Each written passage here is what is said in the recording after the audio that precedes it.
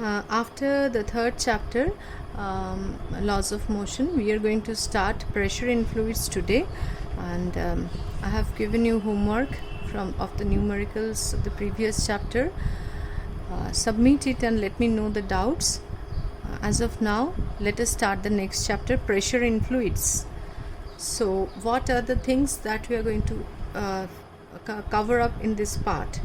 So here we are going to have an idea about pressure and how it is transmitted through the fluids, and there are few laws related to this, and few applications of pressure, atmospheric pressure and all these things. So first of all, to start with the chapter, we need to have an idea about thrust and pressure.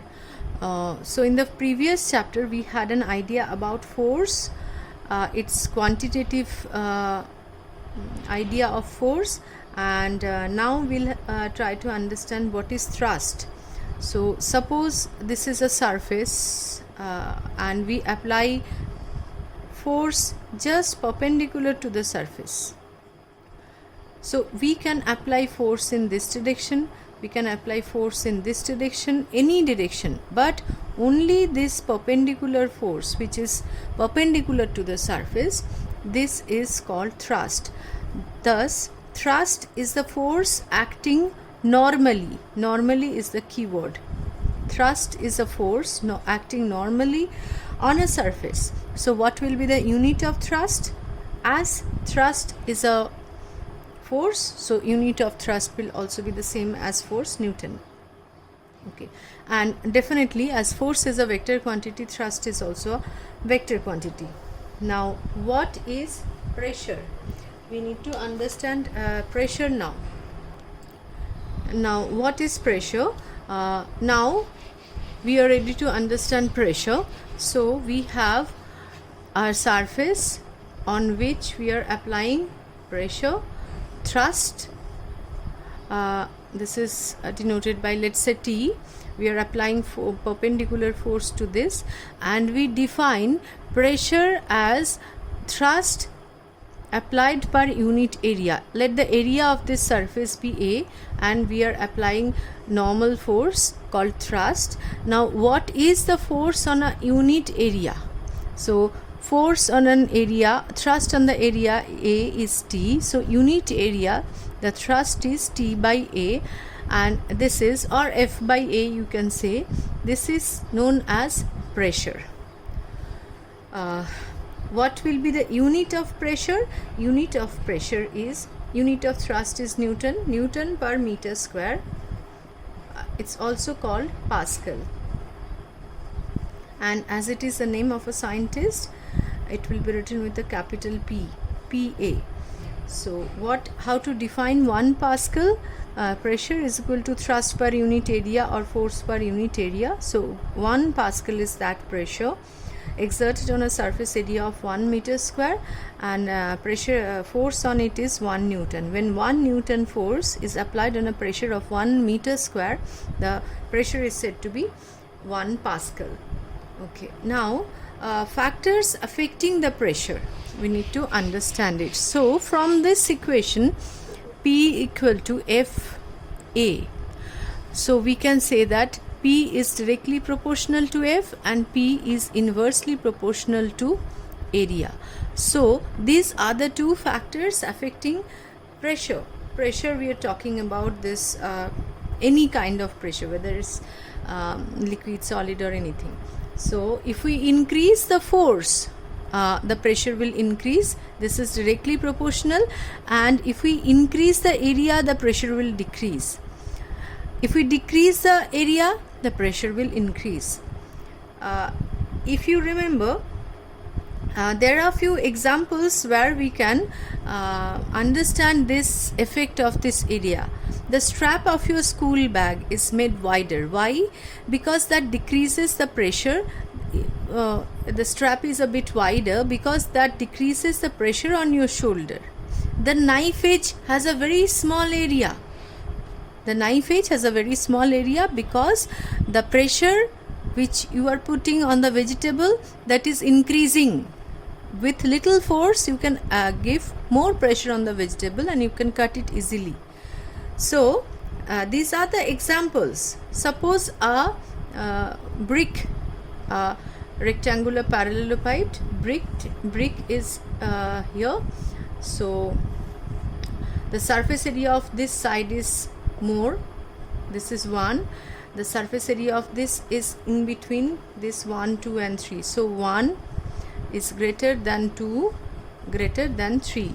So the brick has a weight W. Weight is a force actually. So if you keep the brick in this way, so on a surface, so brick will apply less pressure because the area is increasing here. Weight by area, let's say this area is A1 will be less here because area 1 is increasing. Which side will give more pressure, exert more pressure on the ground where it is kept? This third area is the least one. If you keep the brick like this on the surface area of 3, then the pressure on the ground will be more because this area is the least. Anyway, now here we'll shift to the pressure in fluids. Now what is a fluid? All of you know a substance which flows is called fluid. So there are few things we need to understand in pressure in a fluid.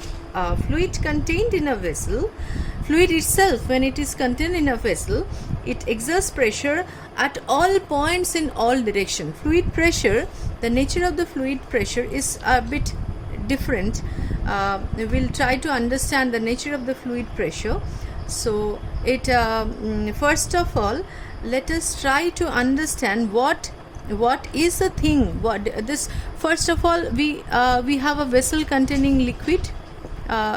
One fluid is liquid and gas together is known as fluids. Let us consider a vessel containing liquid. So this liquid exerts pressure in all directions in the vessel. Now we'll try to understand what is the reason of this liquid pressure. Okay, now we will consider an imaginary surface of liquid here. This is an imaginary, this whole thing is filled up. We'll consider an imaginary cylindrical surface. It can be of any shape. I'm considering here a symmetrical surface. You can consider a cube also, cube or cuboid also. So I'm considering a liquid surface, imaginary surface of area A, cylinder and height h from the top. Now let's say the density of the liquid is rho. Now what is the volume of this imaginary part? Area into height, so the volume here is A into H. Now this liquid at this point, at the lowermost point, applies force due to what is the reason that is applying force? Because this liquid column is having weight, mass into G. So we'll find out this mass into G. So this weight is acting downward. So this force is created due to the weight of the liquid. So weight is acting downward. This liquid pressure at this point we'll find out. First let us find out what is the force, and we know the force is created by the weight of the liquid. Let us find out the weight of the liquid. So the volume of the liquid is A into H. Now we know that mass equal to volume into density. So mass of the liquid is equal to V into rho. What is V here? Let me put the value AH into rho. And what is the weight? Weight is equal to mass into G. This whole thing into G. That means AH rho into G. So what is the force that is acting at this area? So force acting, this is normally acting, force normally means perpendicular force. Force acting here is AH rho G. Now what is the force per unit area? That is the pressure. Pressure is equal to force per unit area. So what is the pressure? AH rho G by A, that is H rho G. This is very important for liquid pressure. Pressure is equal to H rho G. Now let me recapitulate once again. What is the cause of this liquid pressure? The weight of the liquid itself, and weight is acting downward perpendicularly. And what is the pressure? Force per unit area, that is weight per unit area. And from that we came to the conclusion, pressure at a particular height or depth inside a liquid is H rho G. Now from this equation we'll try to understand what are the factors that's affecting the from this equation we'll try to find out the factors affecting the pressure at a particular point in a liquid. So we have our equation P is equal to H rho G. From this equation you can say that factors at a particular point in a liquid depends on pressure at a particular point in a liquid depends on three factors. Number one, H. As the depth increases, the pressure increases. The depth we calculate from the free surface of the liquid. Suppose this is a container, this is the free surface of the liquid. From here we consider the depth. Okay, and the second factor is the liquid density, and third factor is, of course, which more or less remains unchanged, is acceleration due to gravity. Second factor is, suppose we have two containers, one is filled with water and another filled with mercury of same height.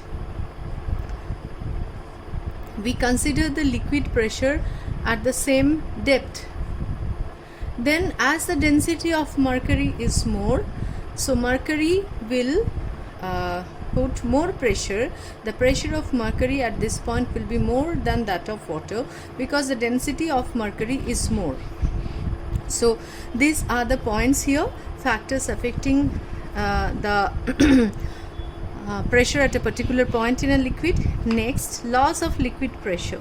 There are 5 laws of liquid pressure. First one is, inside the liquid, the liquid pressure increases with depth of the liquid. Second factor is, in a stationary liquid, pressure at a particular point is same at all points in the horizontal plane. Suppose this is the horizontal plane we are considering. This is the liquid surface, this is the container, and if we consider this height, this depth H, so pressure at this point, this point, this point, this point will be same. So at same H, P will be same. You please write it in a sentence, full sentence. Number 3 is, pressure is same. For this particular liquid, pressure is same in all directions at a particular point. So if we consider this point, pressure is same in all directions. This direction, the pressure will be same. And pressure same in all direction at a point. The next point is, fourth point is, pressure at different depth is different. If H varies, of course pressure depends on H, P also varies. Okay, and fifth point is, liquid seeks its own level. As you have already seen that water comes from the higher level to lower level. If there are two different levels of water, they try to be equal, and if you connect them, there are two levels of water, one is at higher depth and another is of lower depth. If you connect them, this level will come down, this level will go up, and this two level will become equal. So liquid seeks its own level. So these are the laws of liquid pressure. Now there are few examples given in your book, the consequences of liquid pressure. Go through them, and why the wall of a dam is made thicker at the bottom, and size of the gas bubble inside the water, how it varies. All these examples you please go through, and let me come to the next important law related to transmission of pressure in liquids, that is Pascal's law. So Pascal's law, let me read out the statement. Pascal's law, and let me draw something here also.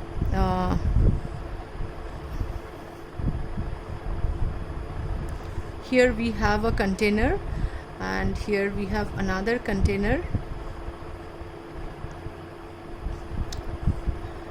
Both of them are filled up. With liquid up to certain height. So here we have a piston with which we can apply pressure.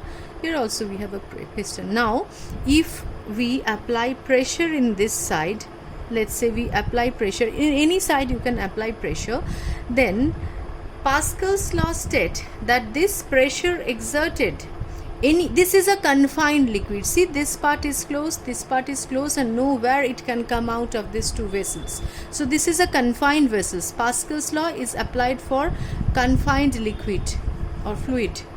So when we apply pressure at a particular point in a confined liquid, then it's transmitted equally.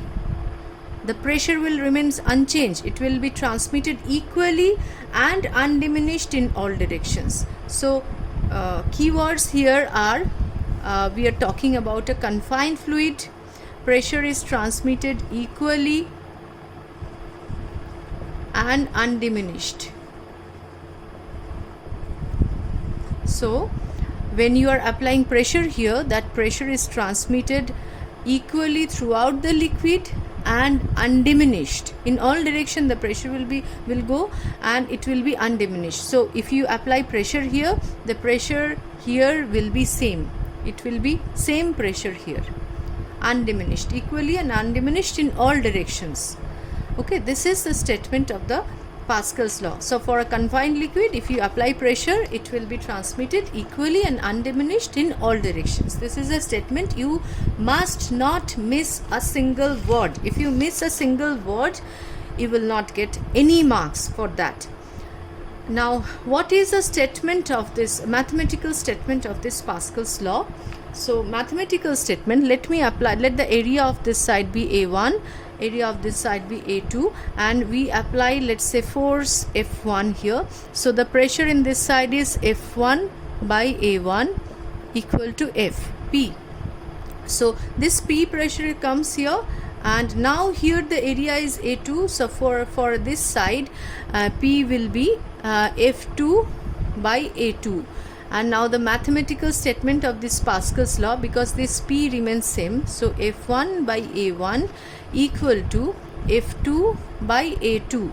Now with a ratio, let me show you. Suppose this side has a greater area, so 4, let the area be 4 meters square, something like that. I'm not writing the unit, and here you are applying pressure 2 Newton, let's say. Now this side, the area is 2 meters square, let's say. So what will be the force?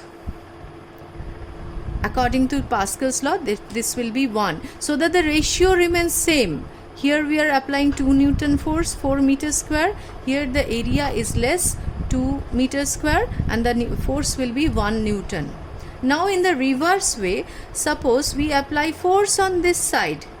So we apply small force in this smaller area and we'll get a bigger force that the area is more. So this Pascal's law is widely applied in hydraulic system. We apply smaller force here in the smaller area side, and we get a bigger force here in the bigger area side. So this is the application of Pascal's law. Pascal's law is applied in hydraulic brakes. In the hydraulic brakes, there are foot pedals where there is a piston. Piston area is smaller side.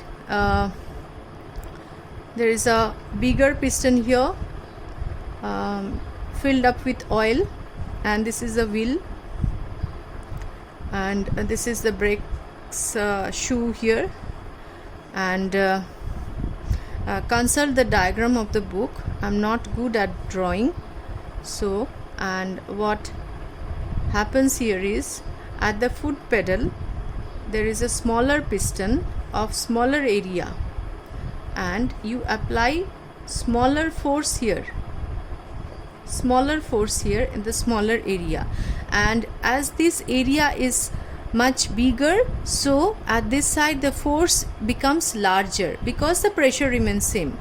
F1 by A1 equal to F2 by A2. As we are increasing the area of this side, the force is also increasing to keep the ratio same. So with application of smaller force we get a larger force. In all hydraulic machine, by applying lesser effort we are overcoming larger load. So this effort is less and load overcome is more here. So this is all about Pascal's law and liquid pressure. In the next session we'll discuss something more about this numericals from this chapter, and then we'll move on to the atmospheric pressure and its measurement. That's all for today.